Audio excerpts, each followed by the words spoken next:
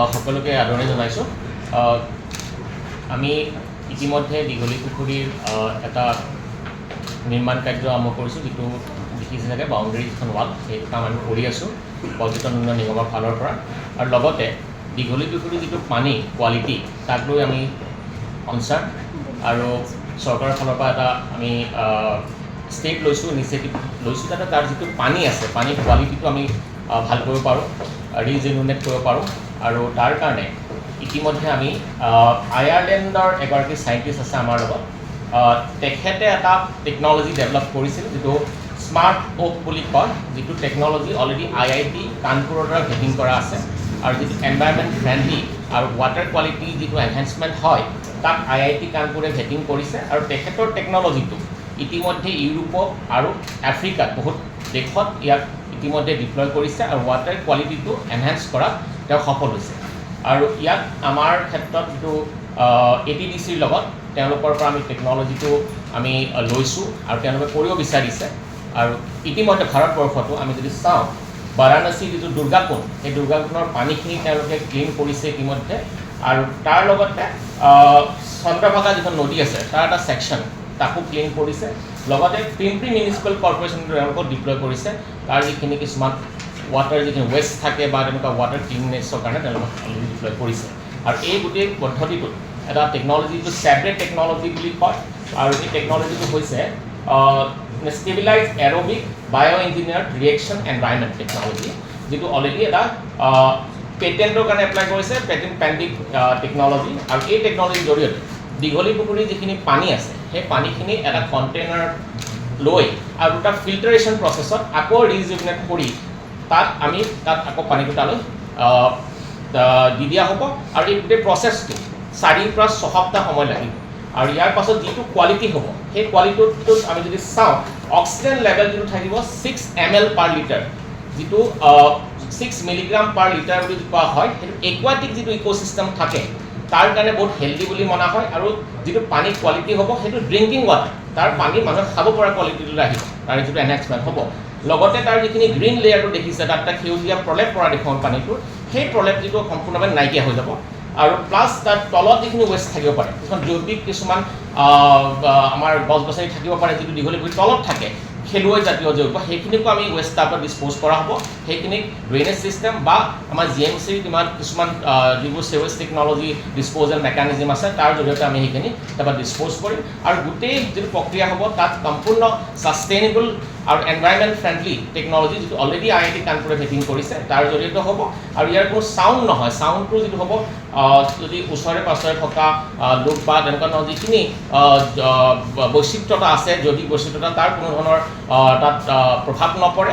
আৰু যিটো তাৰ চাউণ্ড, সেইটো তাৰ যিটো হ'ব, সেইটো অতি কম, যিটো তাৰ পৰা একদম নেগলিজিবল। গতিকে কোনো ধৰণৰ এনেকুৱা ধৰণৰ সংকট থাকিব নালাগে এই বিষয়ত।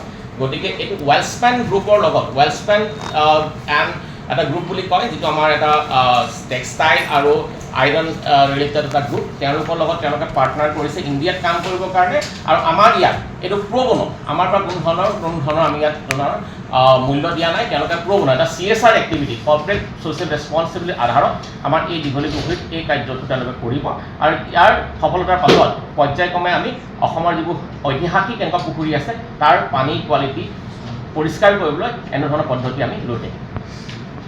বৰ্তমান দীঘলী পুখুৰীৰ পানী কিমান প্ৰদূষিত, বা যিখন আপোনালোকে যিহেতু পৰীক্ষা কৰিছে, কেনেধৰণৰ প্ৰদূষিত মানে কি হয়, আপোনালোকে নিশ্চয় দেখিছে, তাত যিটো আমি এটা প্ৰলেপ পৰা দেখোঁ, যিটো এটা সেউজীয়া প্ৰলেপ, ইটোৱে বুজায় যে তাৰ পৰিষ্কাৰ পানী নহয়। খোৱাৰ আমি অভিয়াছলি দীঘলী পুখুৰীৰ পানী খাবৰ কাৰণে ব্যৱহাৰ নকৰোঁ, কিন্তু তাৰ কোৱালিটিটো, তাৰ যিটো একুৱাটিক ছিষ্টেম আছে, তাত যি মাছ আছে বা হেৰি আছে, তেওঁলোকৰ কাৰণে হেল্ডি নহ'ব পাৰে। আৰু এইখিনি লাগে, গতিকে তাৰ কোৱালিটিটো এনহেঞ্চ কৰিব বিচাৰিছোঁ আমি। আৰু দেখা যিটো প্ৰলেপ পোৱা যায়, যিটো প্ৰলেপ আছে বা তাৰ যিখিনি আমি দেখা পাইছোঁ, তাৰ এলকাইন আছে, এলকাইন লেভেলটো যথেষ্ট আছে। গতিকে সেই পানীখিনি আমি বিশুদ্ধতা কৰিব বিচাৰিছোঁ, যাতে তাত থকা জৈৱিক বৈচিত্ৰতা বা যিখিনি আমাৰ একুৱাটিক ইক'চিষ্টেম আছে, তাক যাতে আমি হেল্ডি কৰি ৰাখিব পাৰোঁ। মাজে সময়ে আচলতে দুৰ্গন্ধৰ এটা পৰিৱেশ, গতিকে সেই তেনেকুৱা দুৰ্গন্ধবিলাকো নাইকিয়া হ'ব। যিহেতু পৰিষ্কাৰ, সেইকাৰণে দুৰ্গন্ধ আহে। আৰু আমি ইতিমধ্যে কৈছোঁ যে এই টেকন'লজিৰ জৰিয়তে দীঘলী পুখুৰীৰ তলত একেবাৰে তলত যিখিনি তেনেকুৱা ধৰণৰ কিছুমান খেলুৱৈ জাতীয় যিখিনি জৈৱিক কিছুমান গছ থাকিব পাৰে সেইখিনিকো ডিছপ'জ কৰা হ'ব যাতে তলৰ পৰাই গোটেই পুখুৰীটোৰ গোন্ধ বা এনেকুৱা ধৰণৰ বস্তুবিলাক যদি জড়িত বস্তু আছে এইবোৰ নাইকিয়া হৈ যায়। এইটো প্ৰজেক্টটো কিমান দিনৰ ভিতৰত এই গোটেই প্ৰজেক্টটো আমাৰ 4 বা 6 সপ্তাহ সময় লাগিব আৰু ইতিমধ্যে আমি ইয়াৰ কাৰণে অকণমান কাম আৰম্ভ কৰিছোঁ আৰু ইয়াৰ আদিৰ পৰা আমি ধৰি লওক 6 সপ্তাহৰ ভিতৰত কামটো কৰি যাম। যিহেতু ৱালকেইখন মাৰি দিছে এতিয়া বহুতে ভিতৰৰ পৰা কৰিব বিচাৰিছে যে ৱালকেইখন মাৰি দিয়াৰ কাৰণে সৌন্দৰ্যবোৰ অকণমান ম্লান কৰিছে গতিকে যিহেতু আপোনালোকে ৱাটাৰখিনি অকণমান ডেভেলপ কৰিব বিচাৰিছে কিন্তু তাৰ লগত আৰু যিখন ৱালৰ কথাটো সম্পূৰ্ণ এটা মই ভাবোঁ সঠিক ইনফৰ্মেশ্যন নহয়। যদি আপোনালোকে দেখা পায় আমি ৱালখন ৱাল বুলি নহয় তাৰ অলৰেডি এখন ৱাল আছিলে গ্ৰিল ৱাল আছিলে আৰু আমাৰ যিটো NECৰ জৰিয়তে এটা প্ৰজেক্ট আছিলে আৰু এই NEC প্ৰজেক্টত আমি একেধৰণে গ্ৰিল ষ্ট্ৰাকচাৰে বনাইছোঁ। তাত কিন্তু ক'ৰবাত হয়তো আমি মিউৰেলছৰ জৰিয়তে কাৰণ ইতিহাসৰ এটা অতি ইম্পৰ্টেণ্ট ছাইট আমি ঐতিহাসিক ছাইট বুলি কওঁ দীঘলী পুখুৰী। ভগদত্তৰ দিনৰ পৰাই দীঘলী পুখুৰী খনন কাৰ্য আৰম্ভ হৈছিল বা আহোমৰ ক্ষেত্ৰত নেভেল ডকয়াৰ্ড ইউজ কৰা হৈছিল। আমি দীঘলী পুখুৰী জানো কিন্তু বাহিৰৰ যদি এজন পৰ্যটক আহে তেওঁ দীঘলী পুখুৰীৰ ঐতিহ্য বিষয়ে গম নাপায়। গতিকে আমি কি কৰিছিলোঁ যে প্ৰত্যেক 20 মিটাৰ গ্ৰিল থকাৰ পাছত এখন ৱাল মিউৰেলছত সেই ঐতিহাসিক যিখিনি তথ্য আছে তাক দিবৰ চেষ্টা কৰিছিলোঁ কিন্তু কিছুমান মতামত যিহেতু আহিছে আৰু যে ৱাল হেৰি কৰিব গতিকে আমি এই যিটো আমাৰ ৱালৰ যিটো মিউৰেলছৰ হেৰি আছিল তাক আমি ডিছকণ্টিনিউ কৰিছোঁ। ইতিমধ্যে আমি তাত গ্ৰিল লগোৱাৰ সিদ্ধান্ত গ্ৰহণ কৰিছোঁ। গতিকে দীঘলী পুখুৰী আগতে যেনেকৈ আছিল তেনেকৈ গ্ৰিল ষ্ট্ৰাকচাৰতে থাকিব। এতিয়া পানী শোধনৰ কাম চলিছে পৰ্যটকসকল অহা যোৱা কৰিব ইয়াত কোনো ধৰণৰ তেনেকুৱা ডিষ্টাৰ্বেঞ্চ নাহে। গতিকে যিটো হেৰি হ'ব অতি এটা মানে জেগা নালাগে তাত এটা কণ্টেইনাৰ এটা দুটা ৱাটাৰ ফিল্ট্ৰেশ্যন প্লাণ্ট থাকিব। গতিকে তাত যি ধৰণে মানুহ ইতিমধ্যে গৈ আছে তেনেকৈ গৈ থাকিব পাৰিম। আমি পাৰ্কখন বন্ধ কৰিবলগীয়া নহয়। বাজেটৰ বিষয়ে কিবা ক'ব নেকি কিমান টকা ধাৰ্য কৰিছে বা এইটো যিহেতু মই ইতিমধ্যে কৈছোঁ প্ৰ' বনো এইটো corporate social responsibility wild spine India এটা গ্ৰুপ আছে তেওঁ